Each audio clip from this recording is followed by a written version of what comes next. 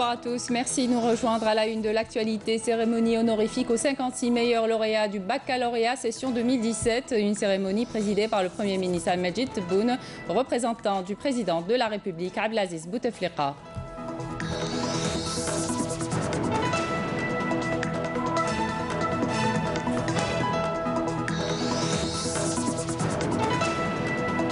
Condamnation à l'unanimité des violations israéliennes dans la mosquée d'Al-Aqsa par les ministres arabes des Affaires étrangères réunis aujourd'hui au Caire dans une session extraordinaire. Inauguration à Sidi Khattab de l'usine de montage de véhicules Volkswagen, une usine réalisée dans le cadre du partenariat algéro-allemand dont la capacité de production sera de 12 000 unités au cours de la première année de production.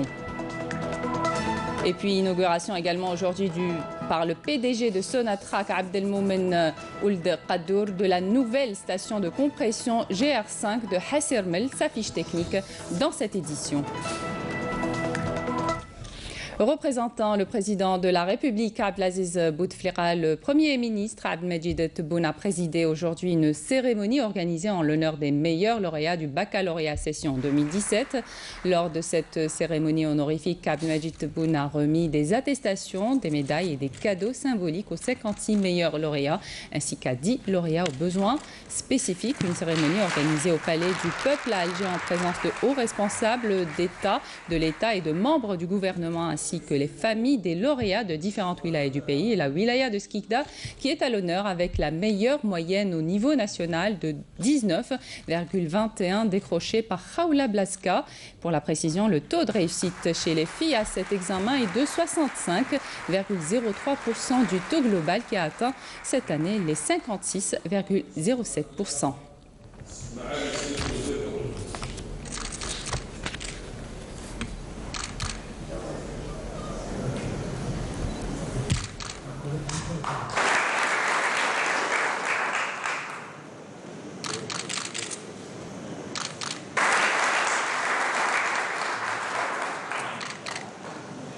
يشرفها تسليم مدارس الزراعة من السيد الوزير.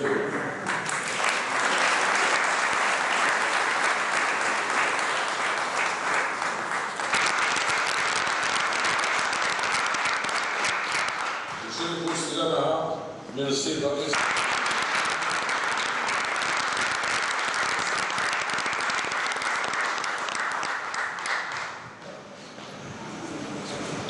من ولاية عنابة.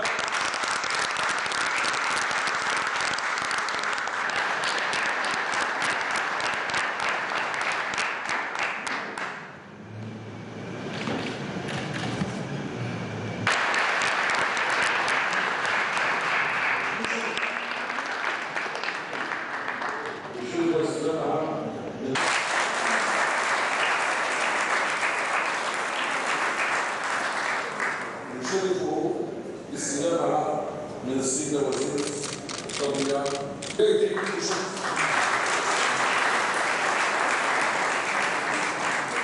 تحصل على مرتب 18 اقتصاد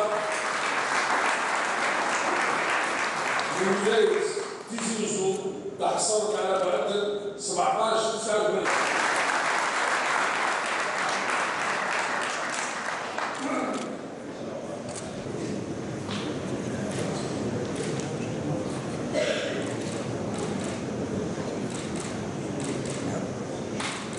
Et lors de son allocution, la ministre de l'Éducation nationale, Nouria Benrabrit, a relevé que cette cérémonie est une reconnaissance des efforts consentis par l'État algérien depuis l'indépendance, un État qui a placé l'éducation de ses enfants au centre de ses préoccupations majeures. Abdelouahab Sadouni. 66 lauréats, dont 10 personnes aux besoins spécifiques, ont été honorés. Il s'agit de la 3e promotion qui a suivi toute sa scolarité dans le cadre de la réforme du système éducatif. Cette année, le taux global de réussite au baccalauréat est de 56,07%, soit plus de 6 points de plus que l'année dernière. Les filles continuent d'afficher une prédominance avec un taux de réussite de plus de 65%. Dans son allocution, la ministre de l'Éducation nationale, Nouria Benrabrit, a mis en exergue les efforts consentis par l'État algérien dans ce secteur. Permettez-moi, au nom de toute la communauté éducative, de remercier les plus hautes autorités de l'État pour avoir, par leur présence, honoré cette cérémonie. Nos remerciements s'adressent en premier lieu au président de la République, Abdelaziz Bouteflika, qui a fait de l'éducation des générations montantes l'épine dorsale de son programme de développement de notre pays. Une volonté politique qui a donné ses fruits. Cette année, pour la première fois, les lauréats de toutes les filières du baccalauréat ont été honorés lors de cette cérémonie qui se veut une reconnaissance des efforts consentis par les élèves studieux tout au long de l'année. Aujourd'hui, je suis très fière et très contente d'avoir été honorée par le Premier ministre Abdelmajid Tebboune après avoir mon bac avec mention 19-21. Et je remercie toute ma famille. Dieu merci, alhamdoulilah, je suis très heureux, peut-être le plus heureux homme sur terre, et honoré par ce résultat réalisé par ma fille Khawla. Aujourd'hui, c'est la grande joie ici au Palais du Peuple avec cette cérémonie où on a été honoré, et j'espère, Inch'Allah, que l'avenir sera meilleur avec d'autres réussites. D'abord, il y a eu un énorme soulagement après tout le stress qu'on a vécu. Ensuite, c'était beaucoup de fierté, beaucoup de plaisir. J'ai pu honorer mes parents, mais aussi mon lycée Idrissi. Et bien sûr, j'étais très ravie et très honorée d'être la première dans la filière mathématiques. Beaucoup d'émotions, comme elle a dit ma fille, plus qu'autre chose. On a vu, c'est-à-dire de la réussite après tant d'années de travail, le primaire, mais c'est-à-dire ça remonte le terminal ou la classe de première année secondaire ou là, c'est c'est-à-dire elle aime étudier, on l'a encouragée, Dieu merci, on a vu la réussite aujourd'hui, on est content, on est fiers. Je suis fière, alhamdoulilah, après une longue année, on a travaillé, on a bossé, c'était dur, mais alhamdoulilah. On a eu ce qu'on a voulu. Un grand bonjour pour mes parents, un grand bonjour pour mon père qui n'est pas là. Merci, merci à tous. Je suis très contente d'avoir eu mon bac et je suis très fière de moi. Après des années de travail, j'ai eu mon bac, alhamdoulilah. Je suis très content. Je peux pas m'exprimer. Je suis très content de ma fille. J'ai envie de pleurer. Ces lauréats méritent tous les encouragements. Ils sont l'avenir de l'Algérie et le grand espoir de notre pays. Réunion aujourd'hui du Conseil supérieur de la magistrature dans une session ordinaire sous la présidence du ministre de la Justice, garde des Sceaux Tayyib Louha. Il a été procédé au cours de cette réunion à l'adoption de la feuille de route de cette session ainsi qu'à l'adoption de la liste de 1370 juges proposés à la promotion. Le ministre des Affaires étrangères, Abdelkader Msahel, a présidé aujourd'hui au Caire une session extraordinaire du Conseil de la Ligue des États arabes pour examiner les mesures qui pourraient être prises en vue de faire face aux violations dont a été l'objet la mosquée d'Al-Aqsa. Dans son allocution d'ouverture, Abdelkader Msahel a attiré l'attention du Conseil sur l'extrême gravité des mesures qui ont été prises par les forces de l'occupation contre la mosquée d'Al-Aqsa et a souligné la nécessité d'intensifier les efforts pour empêcher que de telles mesures ne se renouvellent plus dans l'avenir, tout en mettant en garde contre les conséquences de tels actes sur la paix et la sécurité dans la région et la poursuite du processus de paix. Il a à cet égard relevé l'impérieuse nécessité de redonner à la cause palestinienne toute la priorité qui doit être sienne et de la placer au centre de toute l'action arabe commune au niveau de la Ligue arabe en vue de soutenir le peuple palestinien dans sa cause juste, en vue d'établir son État indépendant avec Al-Quds pour capitale. Et cette session a été sanctionnée par l'adoption à l'unanimité d'une décision qui condamne fermement les violations contre la mosquée d'Al-Aqsa et demande que ce genre d'actes porteurs de graves dangers sur le processus de paix dans la région ne se reproduisent. Amel Bouarba.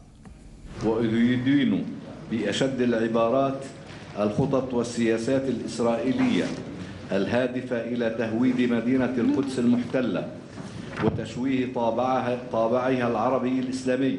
C'est donc une condamnation unanime qu'a exprimée la Ligue arabe à l'égard des violations israéliennes dans la ville occupée d'Al-Quds et dans la mosquée d'Al-Aqsa, dénonçant fermement les agissements israéliens et les mesures de judaïsation d'Al-Quds. C'est ce qui a été mis en exergue à l'issue de la réunion urgente des ministres arabes des Affaires étrangères qui s'est ouverte ce jeudi au Caire sous la présidence de l'Algérie.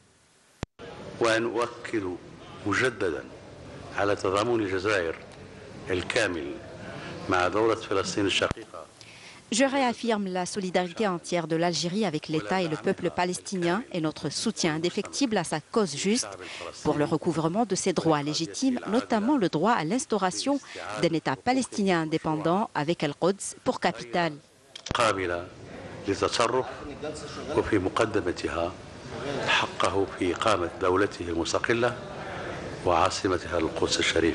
Cette réunion s'inscrit dans le cadre de l'effort arabe constant visant à faire face aux mesures israéliennes dans la ville occupée d'Al-Quds et la mosquée d'Al-Aqsa, lesquelles constituent une violation du droit du peuple palestinien et une profanation des lieux saints à Al-Quds. Et en marge des travaux de cette réunion, Abdelkader Msahel s'est entretenu avec le premier vice-président du Conseil des ministres du Koweït, Cheikh Sabah Al-Ahmed Sabah. Les deux parties sont revenus sur les relations exceptionnelles unissant les deux pays ainsi que sur plusieurs questions d'intérêt commun.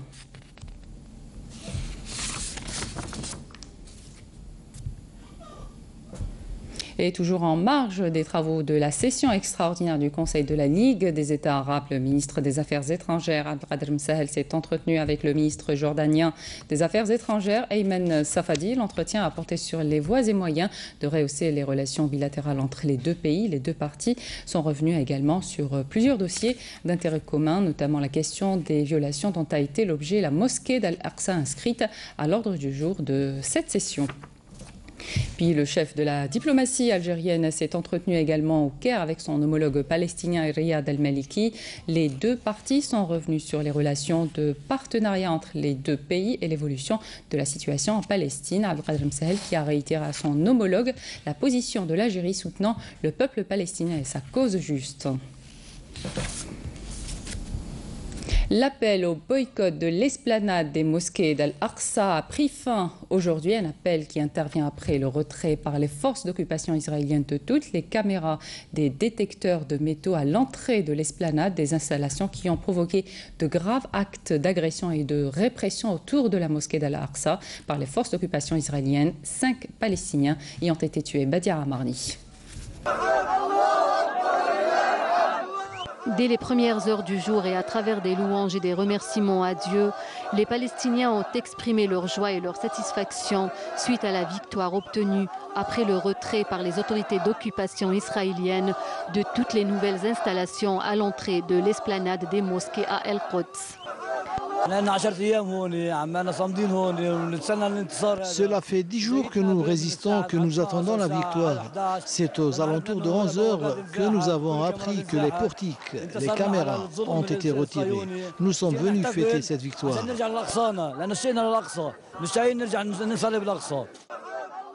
Cela fait 2 semaines que les Palestiniens font leurs prières du matin et du soir sur les routes, les ruelles et les quartiers, refusant d'accéder à la mosquée à travers les portiques, ce qu'ils considèrent comme une atteinte aux fidèles.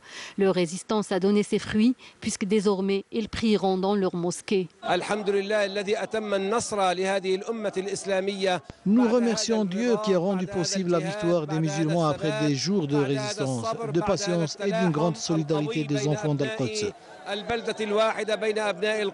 L'autorité palestinienne et les factions ont assuré que cette victoire a été rendue possible grâce à la résistance des habitants d'Al-Quds qui ont repris dès aujourd'hui leurs prières dans leur mosquée après avoir contrecarré la politique israélienne de diviser la mosquée Al-Aqsa. Lorsqu'il s'agit d'Al-Quds, capitale de l'État palestinien et de la mosquée d'Al-Aqsa, le peuple palestinien résiste jusqu'au retrait de toutes les mesures qui lui sont imposées. La résistance se poursuivra jusqu'à ce que tous les Palestiniens accèdent à leur mosquée. Lors de la troisième journée de sa visite en troisième région militaire à Béchar, le général de corps d'armée Ahmed Gaït Salah, vice-ministre de la Défense nationale, chef d'état-major de l'armée nationale populaire, a inspecté quelques annexes administratives et sportives au niveau du siège du commandement de la région avant de procéder à la supervision de la deuxième étape de l'exercice tactique combiné au tir réel Majd 2017. Nejma Harch. À l'entrée du siège du commandement de la région et en guise d'hommage et de reconnaissance au grand sacrifice de nos vaillants Chouhada et Moujahidine de la glorieuse révolution de libération, Monsieur le général de corps d'armée accompagné du général-major Saïd Chengriha, commandant de la 3e région militaire, a observé un moment de recueillement en hommage au valeureux shahid Mustafa Ben Boulaïd, puis il a déposé une gerbe de fleurs devant la stèle du shahid et récité la Fatiha du Saint-Coran sur son âme et celle de tous nos vaillants martyrs. À l'issue, le général de corps d'armée Ahmed Gaït Salah a inspecté quelques annexes administratives et sportives, à l'instar de la piscine olympique régionale réalisée récemment et homologuée pour abriter des compétitions régionales, nationales, voire internationales. Ensuite, le général de corps d'armée Ahmed Gaït Salah a suivi une présentation animée par le général-major, commandant de la 40e division d'infanterie mécanisée, qui a présenté le plan d'exécution et la chronologie des différentes actions de combat à opérer par les unités de la division, appuyées par des formations de diverses armes et des forces terrestres et aériennes.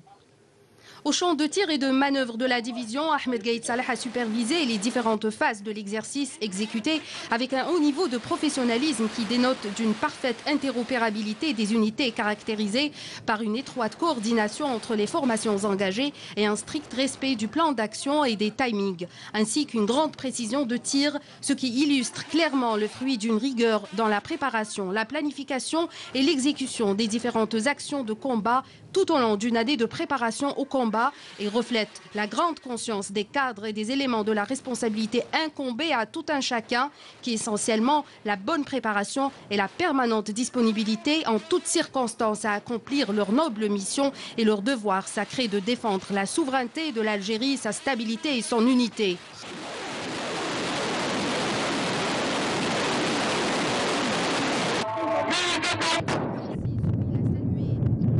Après avoir procédé à une évaluation objective du déroulement de cette étape de l'exercice, le général de corps d'armée s'est réuni avec les cadres et les éléments concernés par le dit exercice, où il a salué leur grand esprit de combat affiché au cours de l'exécution des différentes missions assignées. Le renforcement régulier et progressif des facteurs de la préservation permanente au niveau maximal de la disponibilité opérationnelle et de l'état prêt du corps de bataille de l'armée nationale populaire dans cette région militaire et dans les autres régions constitue l'une des préoccupations majeures du haut commandement qui œuvre sans cesse, avec le soutien de son Excellence, Monsieur le Président de la République, chef suprême des Forces armées, ministre de la Défense nationale, à nos Forces armées, à l'optimiser afin qu'ils répondent aux exigences du parfait accomplissement des missions assignées. Ceci renforce ma motivation d'assister aujourd'hui à cet exercice tactico-opérationnel que nous voulons être un moyen idéal et pratique pour l'acquisition des connaissances et d'expérience, car c'est essentiellement avec cette démarche que nos forces armées pourront progresser, évoluer et s'améliorer. La supervision de Monsieur le général de corps d'armée Ahmed Gaït Salah de l'exécution de cet exercice témoigne de l'intérêt qu'il porte personnellement au suivi de près de la concrétisation des programmes de préparation au combat de l'année d'instruction couronnée chaque année par l'exécution d'exercices dont l'objectif est d'optimiser la combativité des cadres et des troupes. Au plan sécuritaire, lors d'une patrouille de reconnaissance menée près des frontières au niveau de la zone frontalière de Borj Beji Mukhtar, un détachement de l'armée nationale populaire a découvert ce matin une cache d'armes et de munitions contenant un pistolet mitrailleur de type Kalachnikov, 3 fusils à répétition, un fusil semi-automatique de type Simonov, 20 grenades et un lot de pièces et canons de recharge pour armes à feu ainsi qu'une importante quantité de munitions de différents calibres. Le ministre du Commerce, Ahmed Sassi, a procédé aujourd'hui à la zone industrielle de Sidi Ktab dans la wilaya de Relizane à l'inauguration de l'usine de montage de véhicules de marque allemande Volkswagen en compagnie du directeur général du groupe Herbert Thiès.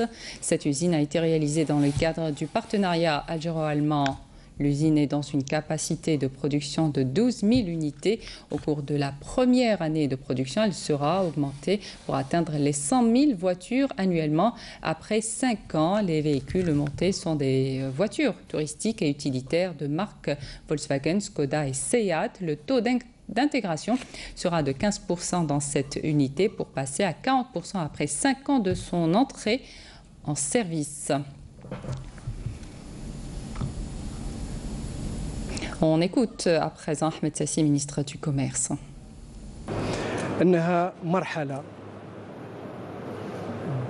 L'étape de montage que nous avons entamée n'est que le début d'autres étapes qui suivront pour aboutir réellement à la production de voitures et l'acquisition du savoir et de la technologie, ainsi que l'élargissement du réseau de la sous-traitance.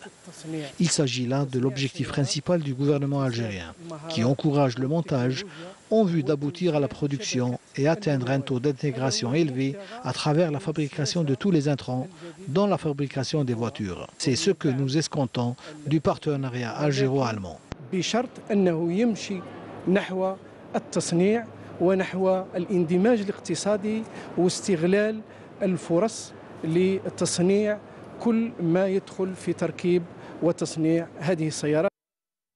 Le PDG de Sonatrach, Abdelmomen Tqaddour, a inauguré aujourd'hui la nouvelle station de compression GR5 de Hassermel servant à renforcer la pression du gaz transporté par le gazoduc GR5.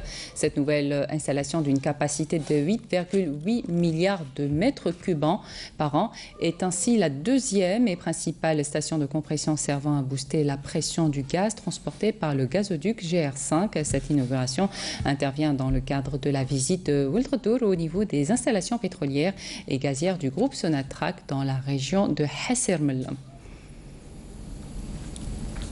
On écoute à présent la déclaration du PDG de Sonatrach qui est revenu sur le marché international du gaz. Il était au micro de Wessila Bouchareb. Il y a actuellement une étude que nous sommes en train de faire pour voir d'autres marchés. On ne veut pas se concentrer que sur l'Union européenne. C'est peut-être le plus grand client que nous avons, mais nous sommes toujours en train de prospecter d'autres marchés. Et nous avons aussi des partenaires étrangers qui travaillent avec nous. On prend l'exemple d'Eni, qui reste un partenaire historique total, et nous essayons de trouver des solutions pour pouvoir répondre aux besoins de ces clients qui sont importants et en même temps répondre aux exigences de l'Union européenne. Un gazoduc qui sert à l'exploitation de 3 principaux champs gaziers, à savoir ceux de Rgen, Touet et de Timimoun. Voici la fiche technique de cette station dans ce reportage signé Abdelmajid Benqassi.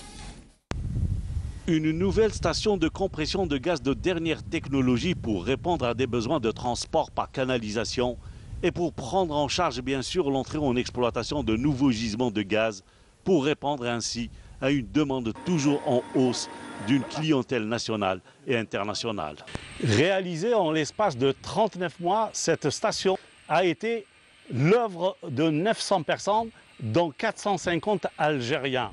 Elle servira à la compression de gaz qui arrive de Regen et qui va se diriger vers le centre de dispatching national qui se trouve ici, juste à côté, à Hassermel. La station de compression du gazoduc GR5, c'est le SIC, le système de transport par canalisation. Donc il prend son départ de Regen, du terminal départ, jusqu'à Hassermel. Il a une longueur de 765 km et un diamètre de 48 pouces. Donc c'est pour assurer le transport de production des quantités du gaz naturel produites par les différents champs situés sur le long du tracé sur le sud-ouest. Elle permet d'augmenter la pression afin d'acheminer la quantité produite sur le sud-ouest pour l'acheminer vers le CNDG, le Centre national de dispatching gaz. Son alimentation électrique elle est assurée par 2 lignes spécialisées Sonel Gaz avec un niveau de tension 30 kV. Nous avons une autre source d'énergie autonome qui est le turbogénérateur, un turbogénérateur de 3 MVA avec une tension de 5,5 kV.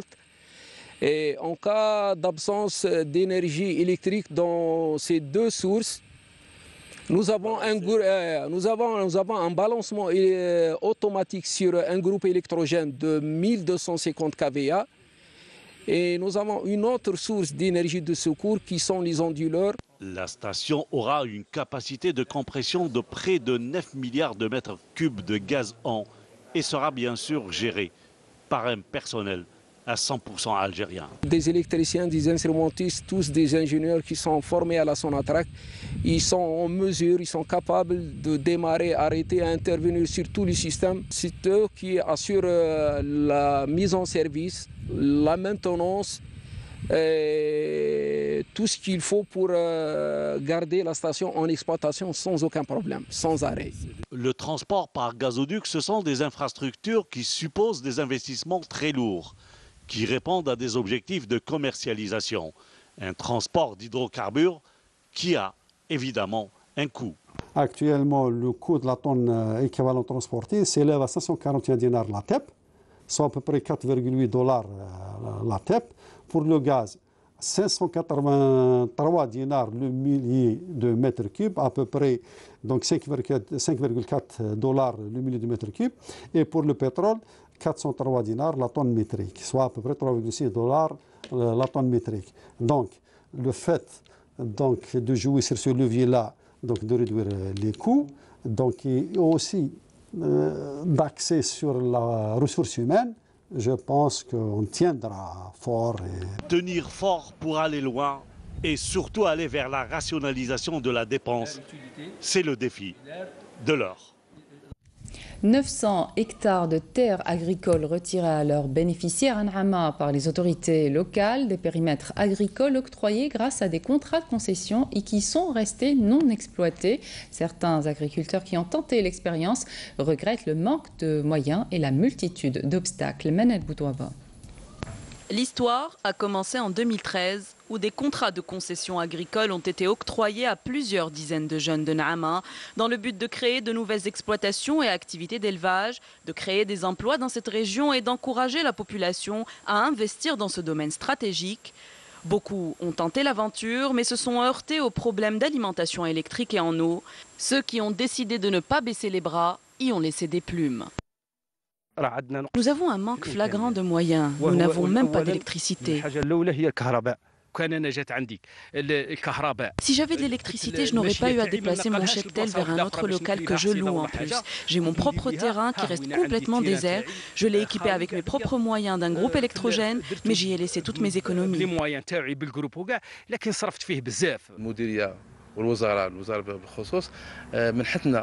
La direction de l'agriculture et le ministère nous ont alloué une enveloppe à destination de cette catégorie de jeunes exploitants agricoles.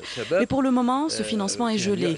Certains exploitants ont un problème de forage de puits. Ils ont investi dans des zones où l'Agence nationale des eaux ne leur a pas donné de permis.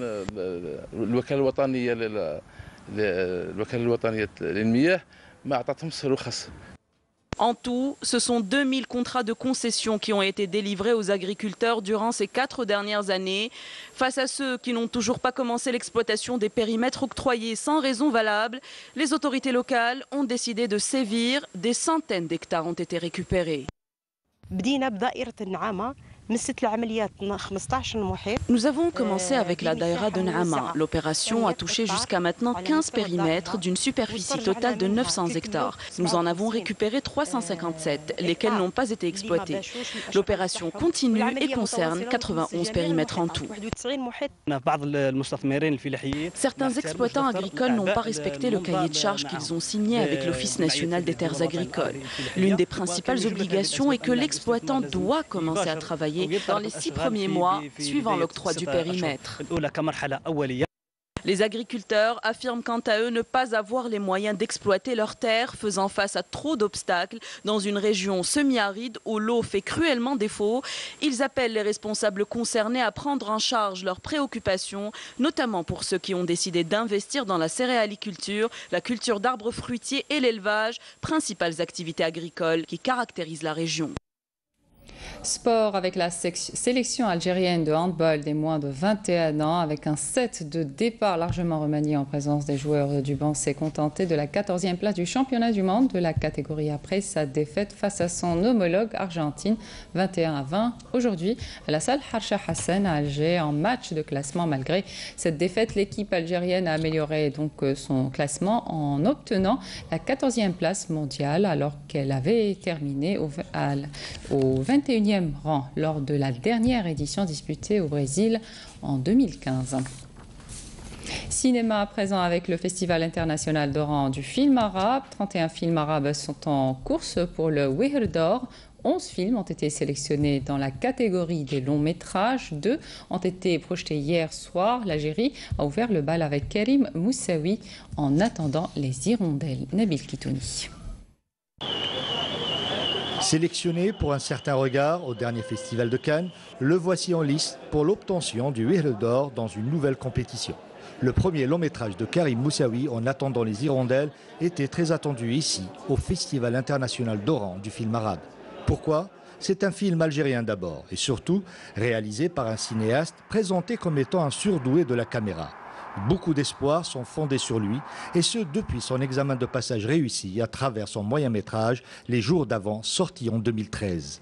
C'est peut-être une manière de raconter le pays, raconter ce que moi c'est un point de vue personnel sur ce que je ressens, ce que je vois tous les jours dans la vie.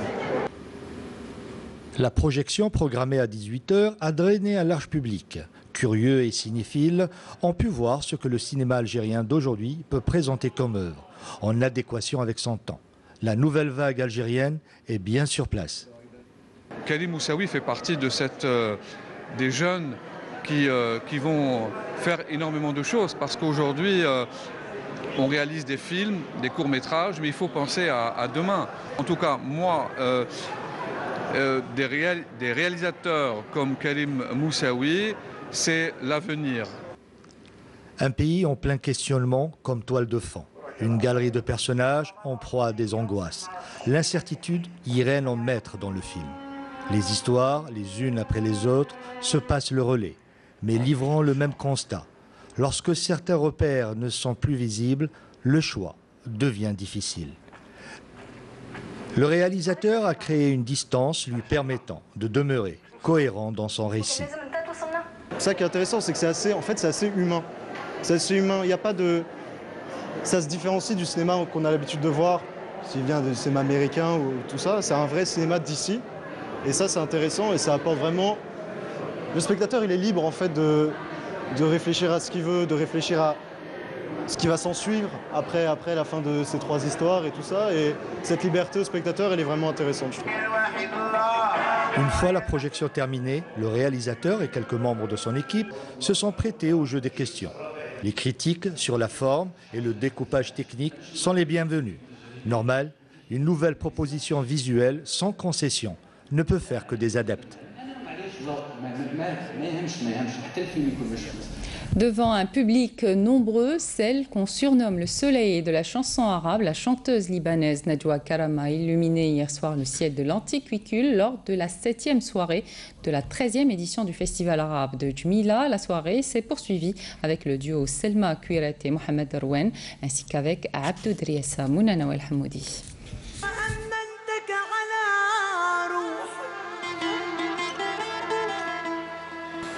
La cité antique de Jmila a vibré hier soir au rythme de la chanson libanaise. C'est devant un public nombreux que Najwa Karam, celle qu'on surnomme le soleil de la chanson arabe, a entamé sa prestation par des chansons de ses plus célèbres albums. L'artiste a même dédié à ses fans des chansons de son nouveau produit artistique à peine mis sur le marché. Mon amour et mon respect pour ce peuple sont démesurés. Quand je suis en Algérie, je me sens tellement heureuse. C'est pourquoi j'ai souhaité partager avec mon public mon tout nouvel album, mis sur le marché il y a à peine un mois. Ce soir, Najwa Karam a mis une ambiance extraordinaire. J'invite tout le monde à venir assister à la soirée demain. La 7e soirée s'est poursuivie avec le duo Selma Kouiret et Mohamed Rouen, l'artiste au mandol qui a fait montre de tout son talent a exécuté avec Selma Kouiret un répertoire varié. C'est un grand honneur pour moi de chanter ce soir au théâtre de Djmila, ce site historique où tout artiste souhaiterait se produire.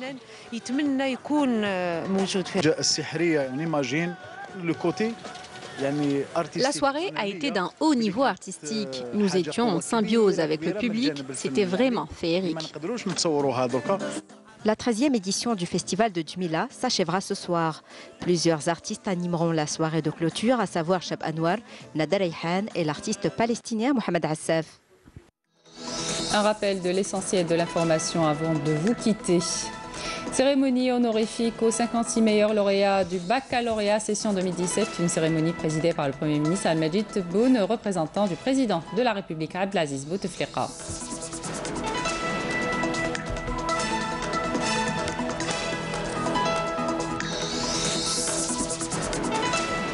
Condamnation à l'unanimité des violations israéliennes dans la mosquée d'Al-Aqsa par les ministres arabes des Affaires étrangères réunis aujourd'hui au Caire dans une session extraordinaire.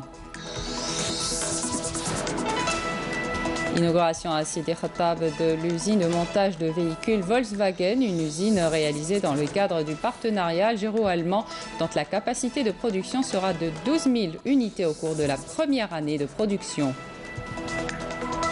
Et puis inauguration également aujourd'hui par le PDG de Sonatrach, Abdelmoumen Ould-Qaddour, de la nouvelle station de compression GR5 de Hassermel.